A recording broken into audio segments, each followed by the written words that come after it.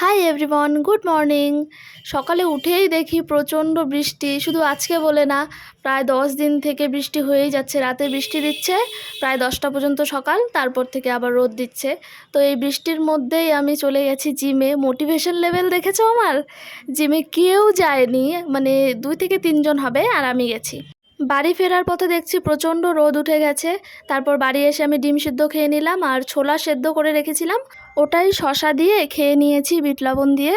আর ব্রেকফাস্টে আজকে আর কিছু খাওয়া হয়নি, টাইম পাইনি অ্যাকচুয়ালি খাওয়ার। তারপর এই যে মাছ রান্না বসিয়ে দিয়েছি। এটা সম্ভবত পুঁটি মাছ ছিল। ও হ্যাঁ, জাপানি পুঁটি ছিল। তারপরে এই মাছগুলোকে ভালো করে ভেজে নিয়েছি। মা কেটে দিয়েছিল মাছগুলো। তারপর ভালো করে ভেজে নিয়ে মাছের ঝোলটা বানিয়ে নিয়েছি কালো জিরে ফোড়ন দিয়ে। আর পেঁয়াজও দিয়েছিলাম সাথে ফোড়নে, আর সাথে আলু দিয়েছিলাম। প্রথমে ভেবেছিলাম বেগুন দেবো, বাট পরে আর বেগুন দিইনি, শুধু আলু দিয়েই মাছের ঝোলটা একটু পাতলা করে নিয়েছিলাম। গরমের মধ্যে একটু পাতলা ঝোল খেতেই ভালো লাগে মাছের, যেহেতু একদম টাটকা মাছ ছিল সেই জন্য। আর লাস্টে নামানোর আগে একটু ধনেপাতা দিয়েছিলাম, ওই যে বাড়িতে যে গাছগুলো হয় ধনেপাতার। আমার এই ছোট ছোট মিনি ব্লগগুলো তোমাদের কেমন লাগছে অবশ্যই কিন্তু কমেন্টে জানিও তোমরা।